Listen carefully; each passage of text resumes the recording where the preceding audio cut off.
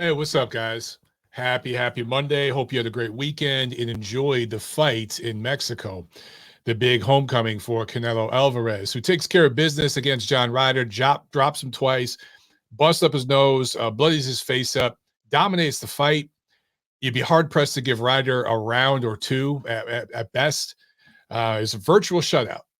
However, it did go the distance. And I did a preview video before, and I told you guys why, not just that it would possibly go the distance or that had a good chance to go the distance, but why I felt that this fight had a very, very good chance to go rounds, go into the championship rounds, if not the distance. I told you to bet the over.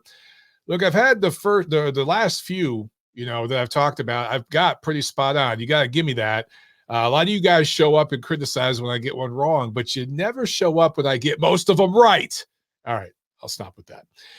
Anyway, because this fight went the distance, there are people out there, every podcast this week, every post I've seen from the typical talking heads in the media are saying things like, is Canelo Álvarez washed up? Is he over as a top fighter, an elite level fighter? So those are the questions I'm seeing. And then also the narrative now is David Benavidez is going to murk Canelo. He's going to absolutely dominate him and beat him up and stop him if they fight. Therefore, Canelo is going to duck David Benavidez. That is the narrative that I'm seeing being spun. So what I would say is, what do I always say? Pump the brakes. Some of you need to slow down. Go back and watch my preview video where I talked about styles. I talked about Canelo coming off of nagging injuries and surgeries and recovery for those injuries. Also, big business down the line, whether it be a rematch with Dimitri Bivol or possibly a fight with Benavidez, maybe even Charlo or something. I don't know. He's definitely going to have one more big one before he calls it a day. And he wants to be 100%. He claims, Canelo does, that he was not 100% against Dimitri Bivol, and he doesn't want to make that mistake again. I do think they're going to do a rematch later this year, especially if it's at 168. Bivol will agree. If it's at 175, Bivol ain't going to do it. But if it's at 168, I think he'll do it. And I think that if you're Canelo, why would you risk getting injured, busting your hand? He's had issues with tendonitis and things like that. I know with the knee, I think the elbow, shoulder, stuff like that. Body's breaking down in a lot of ways. Some might say it's kind of premature, the way his body's breaking down. But then when you look at the fact that he's been fighting as a pro since he was a teenager, he's had over 60 pro fights. This is what tends to happen, especially when you go up in weight and you fight guys that are larger than you and you're sparring and training with larger guys. It takes a toll. So anyway, why would you want to go into a rematch with Bivol, particularly if it's at 168 where you're the undisputed champion? You're going to be giving up your undisputed championship if you lost. Why would you want to go in anything less than 100%? Why not go in there against Ryder and dominate the fight, do what you got to do, but don't take any stupid risks? Not that he feared, I think, Ryder beating him, but that he feared maybe getting injured. And I talked about that, and I brought up the Julio Cesar Chavez Jr. fight, which, if you remember, took place in 2017, just before his first fight with Gennady Golovkin. Now, look, I've thought about this. What were Canelo Alvarez's peak years? His peak years as a fighter. And I really feel, if you just look at the track record, that the late 2010s up until about 2020, that was his peak. 2017, 2018, even go 2019. Did he fight in 2020? Because that was the pandemic year. He did. He fought Callum Smith. And that fight actually went the distance. But I really thought that specifically 2017 through 2019, to me, in my mind, that was a prime Canelo Álvarez. That was his absolute peak. Now, he did well 2021, 2022, cleaned out the super middleweight division, but that was a fairly weak division. And Canelo was just, in my opinion, just a little bit past his prime at that point, or just coming down off his prime, just coming down. But now, look, his last couple fights against a 40-year-old Gennady Golovkin, who he couldn't dent. He couldn't even put a dent in a 40-year-old Gennady Golovkin, who's basically semi-retired these last few years, and now goes the distance with John Ryder. I think it's very, very evident that Canelo is past his best. He has slipped a bit. Does that mean he's washed? No. Does that mean he's done being an elite level fighter? No. I still think Canelo beats most of the guys from 160 to 168 right now, and even a lot of the guys at 175. I really, truly believe that. 175 isn't the strongest division in the world. It's very top heavy. Same thing with 168. Same thing about 160, actually, and the top guys don't fight each other. So after those, top 2 or 3 guys in each of those divisions, Canelo beats them all, and he beats some of the top 2 or 3 guys as well. So I still think that he's a top fighter. I don't want to, get this twisted here. He's still a top fighter, and I would still call him an elite level fighter. But is he near the peak he was in those 2 Golovkin fights? I just don't think so. I really do think that, especially 2018 in that rematch, that was prime Canelo Alvarez right there. That was his absolute peak. So he's past that, but that doesn't mean that I would necessarily favor David Benavidez to beat him. Guys, David Benavidez's his best win was winning a decision against Caleb Plant, where I can't remember if he dropped Caleb Plant or not. I honestly can't remember, but I do know that he busted him up pretty bad in the last couple rounds. It got rough in there, and you could have made a case for stopping the fight. I actually think that Canelo, beating John Ryder, I don't even think it's a top 10 win for Canelo. It might be, but it's definitely not a top 5. Okay. And he beat John Ryder, in my opinion, more decisively than David Benavidez beat Caleb Plant. Canelo also beat Caleb Plant and knocked him out. And I understand Caleb Plant won some early rounds against Canelo. Guys, that is a matter of styles. You can win some rounds against Canelo, especially these bigger super middleweights and light heavyweights. You can win some rounds. Canelo's looking to stalk you and counterpunch. And Caleb Plant did a good job early on of sticking and moving and maybe winning a couple of rounds there. But in the end, he got broken down and viciously stopped by Canelo. David Benavidez couldn't do that. Different styles, okay? But just hear me out. Does Caleb Plant right now beat John Ryder? Let me ask you that. Now, some of you, your immediate response, particularly the unpaid interns, your immediate response is, oh, yeah, Caleb Plant wins by knockout, 3rd round knockout. That's the first, slow down. Really think about this. Caleb Plant, 12-round fight with John Ryder. What if it's in England, where that crazy, passionate UK crowd is going to be pushing John Ryder to go harder? Does Caleb Plant hit harder than John Ryder? No. Does he take a punch better than John Ryder? No. Does he have the gas tank John Ryder has? No. He's more skilled. He's more athletic. Yes. He's more stylish in the way he fights. Yes. Can he maintain that for 12 rounds against a pressure-fighting southpaw with an iron jaw like John Ryder, who fought 10 rounds the other day in Mexico in front of tens of thousands of screaming Mexican fans with a busted nose against Canelo Álvarez, a first ballot Hall of Famer once he retires? Guys, you may think I'm crazy for saying this. I might pick John Ryder to beat Caleb Plant right now. And I don't think that should be a controversial statement. Why do I bring that up? Because if we're comparing Canelo and Benavidez and their best wins, and Canelo, again, beating Ryder, that's not even a top 5 win for him. I think Canelo's last 2 wins, beating a 40-year-old Gennady Golovkin and beating the brakes off John Ryder, who has never been more motivated for a fight in his life, those 2 wins are better than David Benavidez's best win.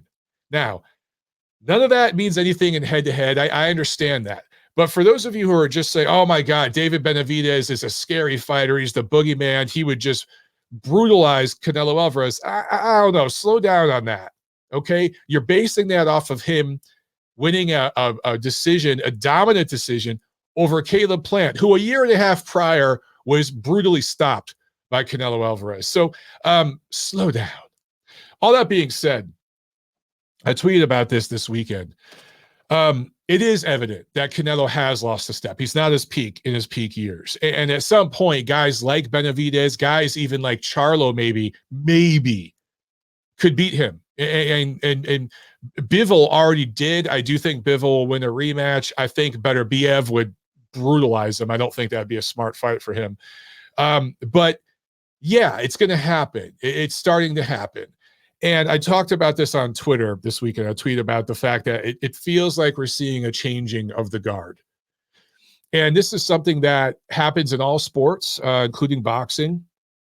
I'm a lifelong boxing fan, like a lifelong boxing nerd. So I've seen several changing of the guards before. And it always looks a little bit different because the boxing universe changes. The fighters come from different parts of the world. The technology involved changes. The marketing, the way it's branded, the networks or streaming platforms now that it's featured on, all that kind of stuff changes. The face of it changes, but the story kind of stays the same. Out with the old, in with the new. That's just how it works in life, not just in sports, right? So I've seen this passing of the torch and this changing of the guard multiple times in multiple generations in my life as a boxing fan. And we're going through one right now. It's very, very clear. Gennady Golovkin, Canelo Álvarez, Roman Gonzalez, Vasily Lomachenko. And I'm going to throw Terrence Crawford in there. And I threw his name in there on Twitter, and some of you guys didn't like that. Listen, you know what? I'm going to add another name to this too. Deontay Wilder. I'm going to throw him in there. Now, look, I'm not saying all of these guys are at the same level of depreciation and wear and tear. There are different levels, okay? I'm not going to say that they're all on the same level as fighters because they're clearly not. But, or popularity because they're clearly not.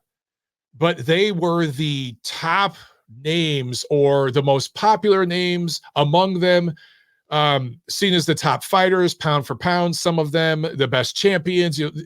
It's a mixed bag, but what I'm saying, guys, is those are the names of the previous generation, right? And I'm trying to include Americans, non-Americans, big guys, small guys, and I can name other guys. I could throw more names in that hat, but just I think that little nucleus of fighters I just mentioned is pretty much the faces of this last generation. And they are past their best years. And I still say that with Terrence Crawford. Terrence Crawford, I think, is 36. Correct me if I'm wrong in this. Maybe 35, 36. And he started as a lightweight. You know, no, look, I still think he'll beat Errol Spence. They are actually finally going to fight later this year. And he'll beat Spence, and then he'll move up to 154. Charlo will vacate. So there'll be a bunch of vacant titles. They're making a deal with Heyman. It's probably going to be a 3-fight deal or something.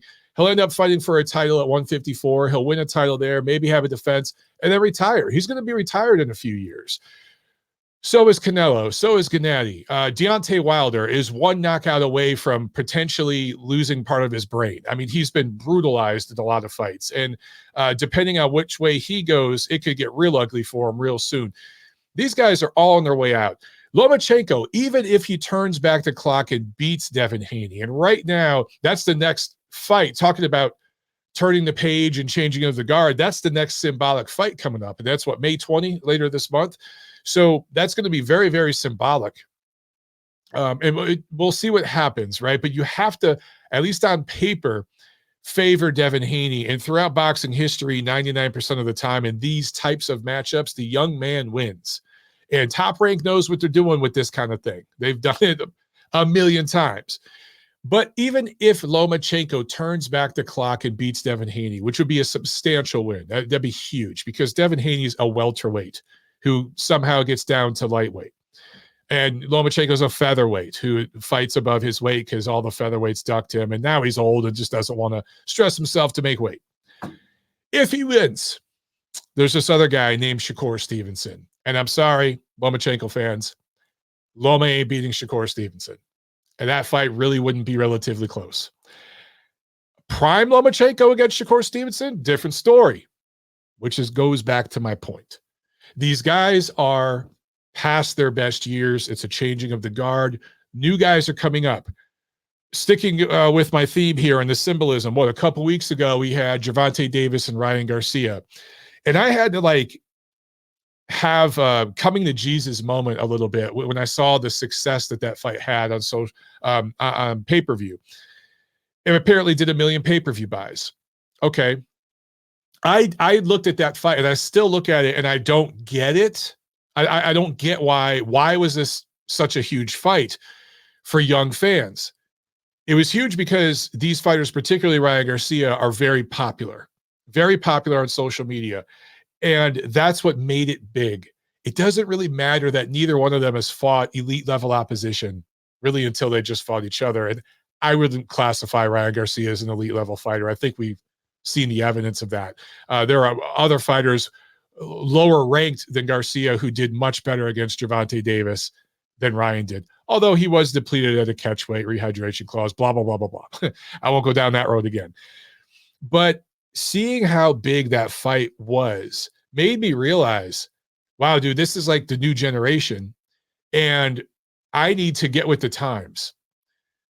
The way fights are marketed now and the way guys are going to break ground now isn't by fighting the best opposition. It isn't fighting for legitimate world titles and the lineal titles and unifying belts and things that I want to see, right? As a guy who grew up as a child in the 80s and a teenager in the 90s. What they're going to be success. Their success will be defined by their popularity. And it's always been that way in boxing to a degree, of course. But now it's different because of the advent of social media and the way that it's taken over our lives, particularly TikTok.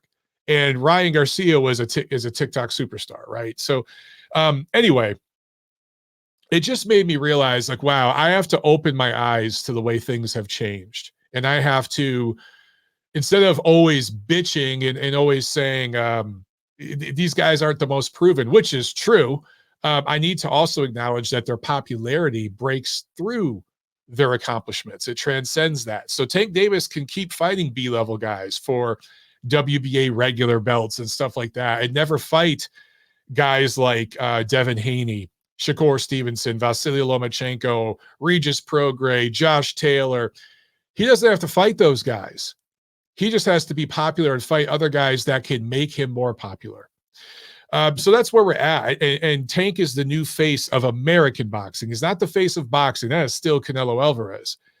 But he's the new guy for the American boxing establishment. And you see everybody now, grabbing a hold of his nuts as that happens. But there's also other fighters that are going to be coming up. The new school's here. And so as I think about all this, it's kind of, I think why this changing of the guard, it feels bittersweet for me to see all this. And maybe because I'm just older, more mature now. I have a family now. Things feel a little different. But also, I think about my peak years on the beat, which was the 2010s up through the early 2020s, but mostly the 2010s, mid 2010s in Los Angeles to the early 2020s here in Atlanta, but specifically those years in LA. Okay. I was right there in LA during the rise of Triple G. And Triple G at that time was training in Big Bear, just outside of LA, but he lived very, very close to LA in one of the beaches that's close by there. And he was always in town, right? There were media lunches and public workouts and pressers, and so he is always around. Canelo Álvarez lives in Mexico, yes, but trains in San Diego, Southern California, 2-hour drive from LA. Same thing. Canelo's always in LA. There's always these pressers and stuff like that going on. Sergey Kovalev was big. He trained out there. There's just a bunch of guys I can point to. Chocolatito, I covered a bunch of his fights. For years, I covered every single Canelo Álvarez fight, ringside. Every Triple G fight, ringside. Every Chocolatito fight, ringside. Names like that generation. I was on the beat. So it's not just me doing a podcast or whatever. I was at all these media events, okay? The media lunches, when the sanctioning organizations would have things, there were festivals and parades and all this stuff that they were involved in. I was around for all that. So these guys, you develop a relationship. and they get to know you on a first name basis. And some of these guys, we talk personally, and they know my wife, and they know about my family, and we converse, over text or over social media and stuff like that, DMs and stuff like that. We follow each other and talk regularly. So I've built a relationship with a lot of these guys. And the top elite level guys, and then there's mid-level guys and title holders and stuff that I could name. There's a bunch of them. You guys have seen some of these dudes be on my show and stuff in the recent years. So seeing these guys on the way out, some of them have already retired actually in the last year or so. Seeing these guys on their way out and stuff, it is bittersweet because it coincides with, look, I contributed to the Undisputed Champion Network. I've contributed to a bunch of platforms, but these three in particular I was most proud of, and this is where I really, really made, good living. I made good money, and I worked for these reputable platforms, and that was my peak years on the beat. Undisputed Champion Network, Boxing Monthly Magazine, and The Ring Magazine. Now, sadly, all three of those platforms have dissolved.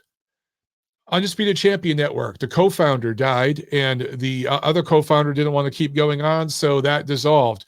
Boxing Monthly Magazine over in the UK, that dissolved during the coronavirus pandemic.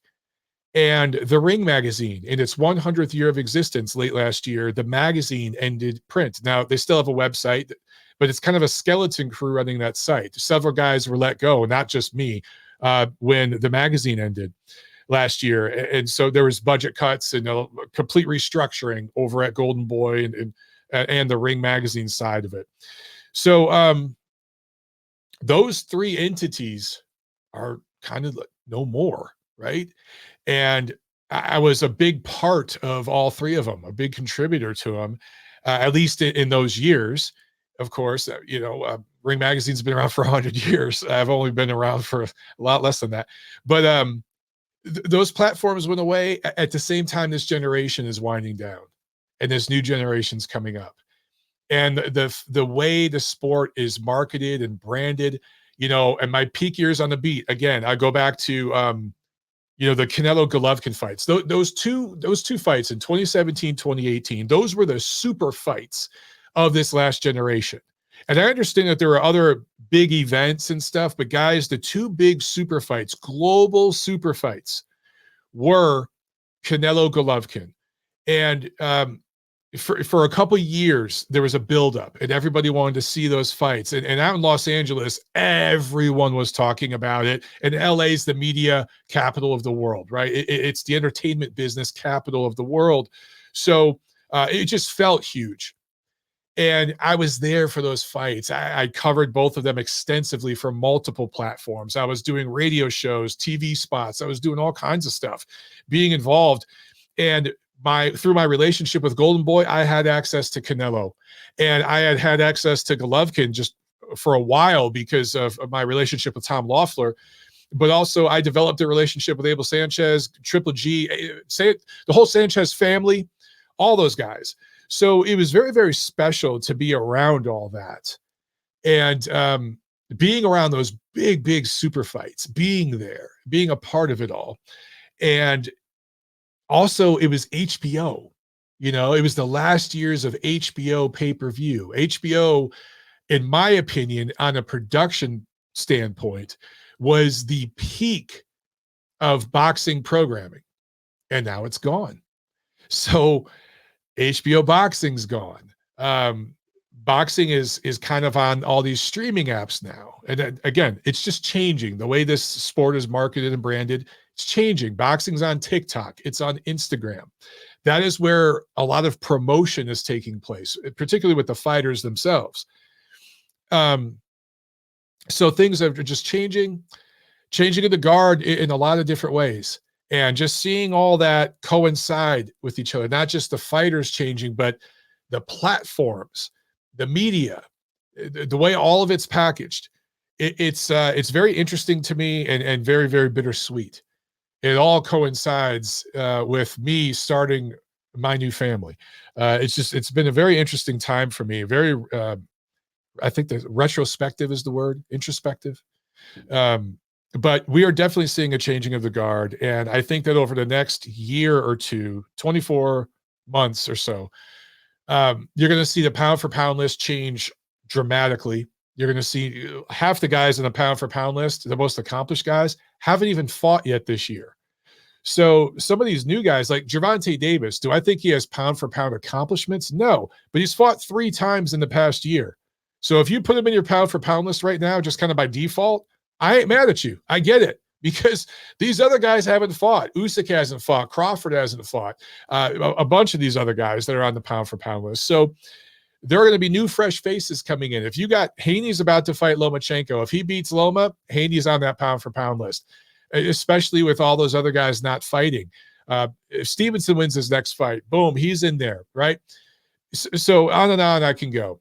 Anyway, that's where we're at. This is part of the sport. It's as old a tradition in the sport of boxing as the sport itself. And I want to know you guys' thoughts on this. The changing of the guard. And what am I missing here? I think I've covered every single base and rambled here for almost half an hour, but hopefully I gave you guys something to think about, because it is interesting. Again, the last HBO super fight, think about this. The last HBO super fight, the last big pay-per-view that did like over 1 million buys and stuff on HBO, were those Canelo Álvarez, Gennady Golovkin fights. So as these two guys wind down, and they were the two big faces, but there are other names, of course. You know, I mentioned Chocolatito, and there are other names. But as these guys kind of wind down, it's just like, wow, that's that last HBO generation that's gone.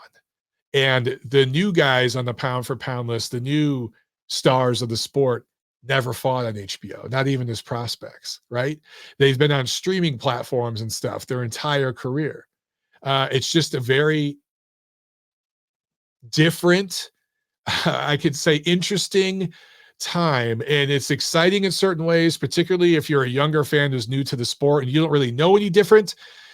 It feels strange and weird to a guy like me who's 43 years old and has seen things change dramatically.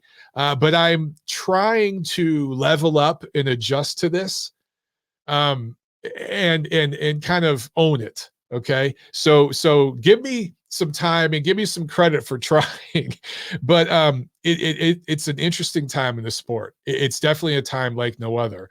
And my hope as a diehard boxing fan is that this new generation of fighters, particularly the American fighters, take over and grab the reins. Okay. And don't just pop into those spots by default. I want them to take those spots from the previous generation, because that's the way it used to work.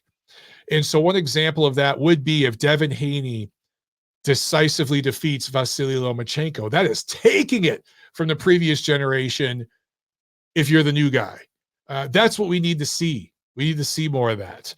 So anyway, we'll see what happens. All right, guys. Until the next one, I'll see you at the fights.